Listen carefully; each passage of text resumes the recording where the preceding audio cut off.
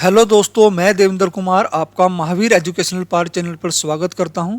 आज का हमारा सीटेट मैथ पेडागोजी का टॉपिक है गणित की प्रकृति, गणित की भाषा, गणित का महत्व और गणित का उद्देश्य। तो सबसे पहले देख लेते हैं हम गणित क्या है। दोस्तों, गणित गणनाओं का विज्ञान है। गणित विज्ञान का अमूर्त रूप होता है। दोस्तों, अमूर्त का मतलब होता है ना दिखाई देना, ठीक है ना। और मूर्त का मतलब होता है दिखाई देने वाली वस्तु, और अमूर्त का मतलब होता है ना दिखाई देने वाली वस्तु या ना दिखाई देने वाला ज्ञान। तो गणित विज्ञान का अमूर्त रूप है।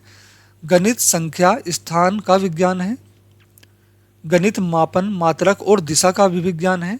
गणित तार्किक विचारों का विज्ञान है। गणित में तर्क किए जाते हैं। गणित आगमनात्मक एवं प्रयोगात्मक विज्ञान है। तो गणित क्या है? गणित गणनाओं का विज्ञान है। दोस्तों, गणित विज्ञान का अमूर्त रूप है। यहाँ से सीटेट में क्वेश्चन बना हुआ है, तो इसलिए जो इनको बहुत बारीकी से समझना। गणित संख्या, स्थान, मापन, मात्रक और दिशा का विज्ञान है। गणित तार्किक विचारों का विज्ञान है। गणित आगमनात्मक एवं प्रयोगात्मक विज्ञान है।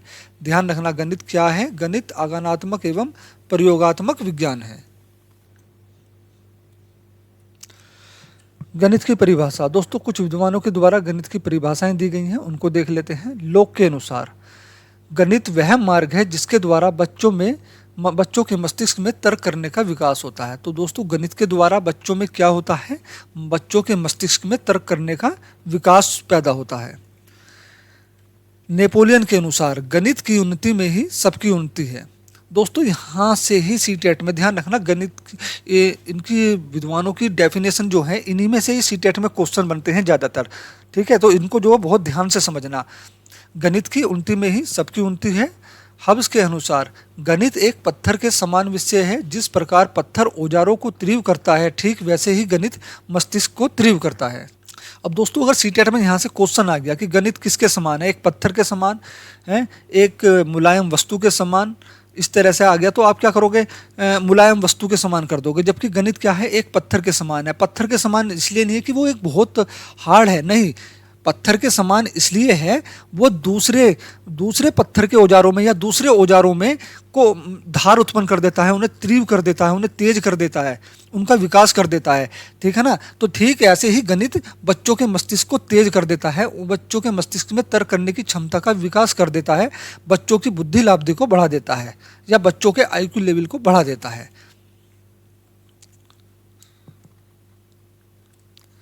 अगला है दोस्तों, प्लेटो के अनुसार गणित मानसिक शक्तियों को प्रशिक्षित करती है, जिससे सोई हुई आत्मा चेतन व जागृत अवस्था में आती है।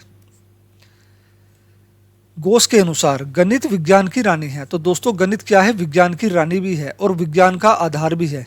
ध्यान रखना, गणित विज्ञान का आधार भी होता है और गणित विज्ञान की रानी भी है। सीटेट में क्वेश्चन बना हुआ है आधार वाला, ठीक है ना। गणित विज्ञान का क्या होता है? तो गणित विज्ञान का आधार स्तंभ होता है। तो आपसे अब शायद ये क्वेश्चन भी बन सकता है, गणित क्या है? विज्ञान की रानी है, विज्ञान का राजा है, या कुछ भी इस तरह से ऑप्शन में आ सकता है। तो गणित विज्ञान की रानी है और गणित विज्ञान का अमूर्त रूप भी है।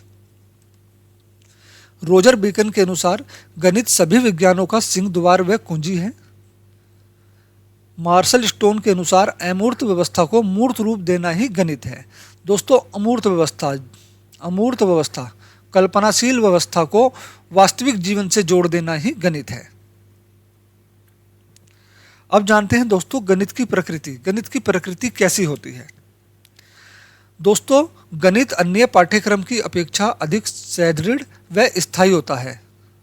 ध्यान रखना, सीटेट में कई बार यहाँ से क्वेश्चन बना है, गणित हार्ड विषय है, गणित मनोरंजक है, ठीक है ना, इस तरह से। तो ध्यान रखना, गणित हार्ड विषय नहीं है, भले ही ये पत्थर के समान हो, लेकिन ये हार्ड विषय नहीं है, ठीक है ना। ये सरल विषय है और रचनात्मक विषय है। गणित की समस्या हल करने से बच्चे में रोमांच उत्पन्न होता है, क्योंकि गणित एक पहेली के समान होता है, ठीक है। तो गणित की प्रकृति सरल होती है, स्ट्रेट होती है और स्थायी होती है अन्य पाठ्यक्रम की अपेक्षा। गणित की प्रकृति यथार्थ होती है, क्रमबद्ध होती है, तार्किक व स्पष्ट होती है, तथा गणित का एक संभावित उत्तर निश्चित होता है। गणित का एक संभावित उत्तर निश्चित होता है, इसीलिए गणित की प्रकृति कैसी होती है? यथार्थ, क्रमबद्ध, तार्किक, स्पष्ट होती है, ठीक है। गणित के नियम, सूत्र व सिद्धांत की जांच किसी भी समय किसी भी स्थान पर इसका सत्यापन किया जा सकता है। दोस्तों इसका सत्यापन कैसे किया जाता है? जैसे मान लो 2 × 5 10 होते हैं। 2 × 5 दोस्तों कितने होते हैं? 10 होते हैं। तो अब हम इसकी जांच कहीं भी किसी भी समय किसी भी स्थान पर करेंगे तो 2 5 जा 10 ही होंगे, 2 5 जा 12 या 15 नहीं हो सकते हैं, ठीक है ना। 2 5 जा 10 ही होंगे हर जगह हर समय, ठीक है ना। जैसे 5/5 कर दो, 5 एकम 5, 5 एकम 5, यानी 5 की जब 5 से डिवाइड करोगे तो आंसर 1 आएगा। आप कहीं भी इसको हल करोगे तो इसका आंसर 1 ही आना है। किसी भी स्थान पर करोगे, किसी भी समय करोगे, ऐसा नहीं है समय दोपहर का समय है तो आंसर 2 आएगा और शाम का समय है तो आंसर 1 आएगा, नहीं, ठीक है ना। तो गणित के नियम, सूत्र व सिद्धांत की जांच किसी भी समय किसी भी स्थान पर इसका सत्यापन किया जा सकता है और इसका एक उत्तर निश्चित होता है, ठीक है। दोस्तों अमूर्त रूप भी बता देता हूं मैं। अमूर्त एक बार और समझ लीजिए, अमूर्त अवस्था है ना। अमूर्त अवस्था को मूर्त रूप देना क्या होता है? जो बालक सोचते हैं, दोस्तों जो बच्चे सोचते हैं वह क्या होता है? वह अमूर्त होता है। जो बच्चे सोचते हैं वह अमूर्त रूप में होता है। बालक जब अपनी अमूर्त सोच को जब किसी निष्कर्ष पर या किसी हल पर छोड़ देते हैं तो वह मूर्त रूप होता है, ठीक है ना। जब बच्चा किसी निष्कर्ष पर पहुंच जाता है तो क्या होता है? वो मूर्त रूप होता है। यही सोच का गणितीयकरण कहलाता है। अमूर्त अवस्था को मूर्त रूप देना ही सोच का गणितीयकरण कहलाता है।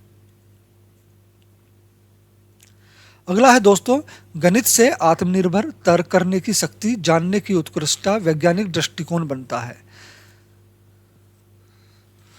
दोस्तों तर्क करना मतलब एक सवाल को कई तरह से करना। मान लो बच्चे पे सवाल हल नहीं कर पा रहा है बच्चा किसी तरह से, तो बच्चा उस पर दूसरी ट्रिक अपनाएगा, दूसरी तरह से करेगा। दूसरी ट्रिक से भी नहीं हल हो पा रहा है तो बच्चा फिर उसे तीसरी ट्रिक से हल करेगा, ठीक है ना। तो इसको बोलते हैं तर्क करना। बच्चा किसी उस समस्या का हल एक या किसी समस्या का हल विभिन्न तरीकों से करे, उसको बोलेंगे तर्क करने की शक्ति। जानने की उत्कृष्टता यानी बच्चे की जिज्ञासा, वैज्ञानिक दृष्टिकोण बनता है गणित से। अगला पॉइंट है दोस्तों, गणित आगानात्मक तथा प्रयोगात्मक विज्ञान है। गणित आगानात्मक एवं प्रयोगात्मक विज्ञान है। अगला पॉइंट है दोस्तों, गणित के ज्ञान का आधार हमारी ज्ञान इंद्रियां हैं, ठीक है ना। ध्यान रखना, गणित के ज्ञान का आधार क्या है? हमारी ज्ञान इंद्रियां हैं। गणित के ज्ञान का प्रयोग विज्ञान की विभिन्न शाखाओं भौतिक विज्ञान, रसायन विज्ञान, जीव विज्ञान आदि के अध्ययन में किया जाता है। इसीलिए गणित को सभी विज्ञानों का सिंह द्वार एवं कुंजी कहा गया है और गणित सभी विज्ञानों का क्या है? आधार है।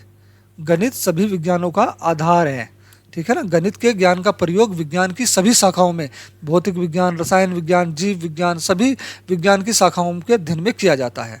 इसीलिए गणित क्या है? गणित सभी विज्ञानों का आधार है या आधार स्तंभ है।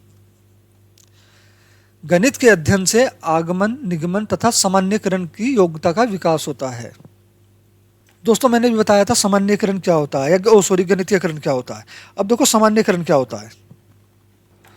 दोस्तों सामान्यकरण तथ्यों के बीच का संबंध या संपर्क कहलाता है, ठीक है। यह एक प्रकार का निष्कर्ष होता है। सामान्यकरण क्या होता है? यह एक प्रकार का निष्कर्ष होता है।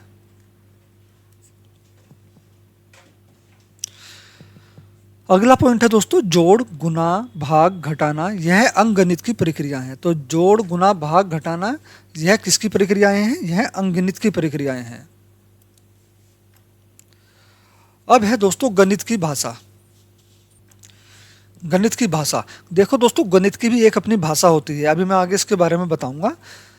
फिलहाल समझिए, गैलीलियो के अनुसार गणित एक ऐसी भाषा है जिससे परमात्मा ने संपूर्ण ब्रह्मांड की उत्पत्ति की है, ठीक है दोस्तों। गैलीलियो के अनुसार गणित एक ऐसी भाषा है जिससे परमात्मा ने संपूर्ण ब्रह्मांड की उत्पत्ति की है।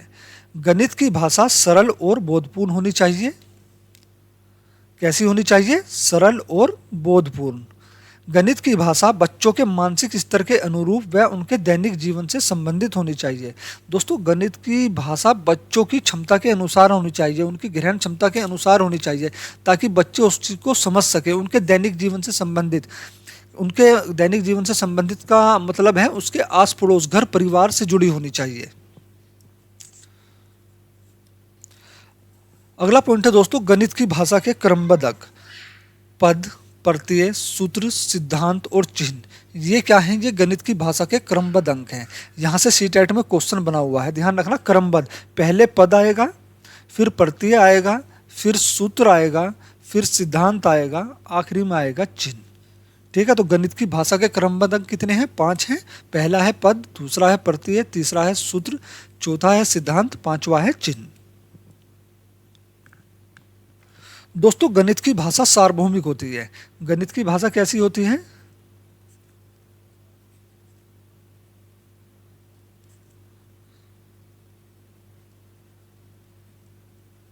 गणित की भाषा सार्वभौमिक होती है। रचनात्मक शक्ति का विकास रेखा गणित शिक्षण के द्वारा होता है। ध्यान रखना, बच्चे में रचनात्मक शक्ति का विकास किसके द्वारा होता है? तो रेखा गणित शिक्षण के द्वारा।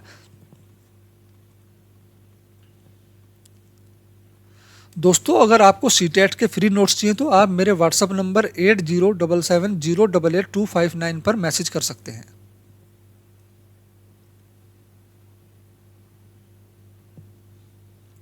अगला है दोस्तों, गणित शिक्षण का महत्व और उद्देश्य।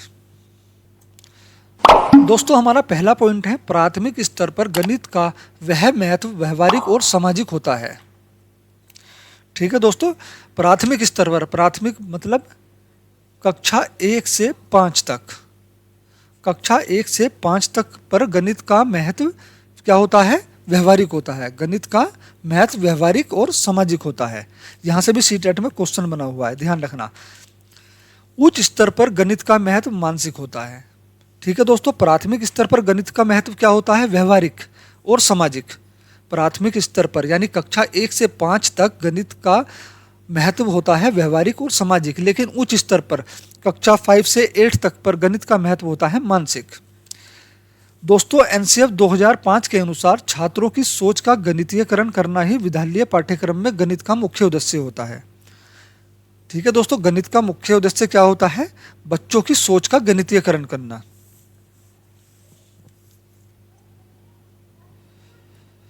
अगला है दोस्तों, अमूर्त विचारों या अवधारणाओं को मूर्त रूप में बदलना ही सोच का गणितीयकरण कहलाता है।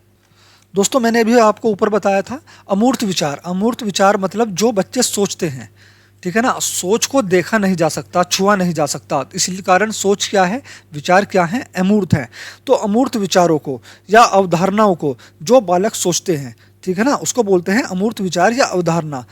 तो वह अमूर्त रूप में होता है। जो बालक सोचते हैं वह अमूर्त रूप में होता है।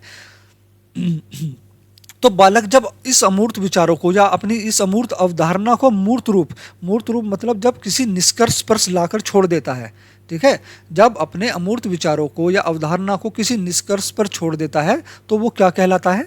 वह मूर्त रूप कहलाता है।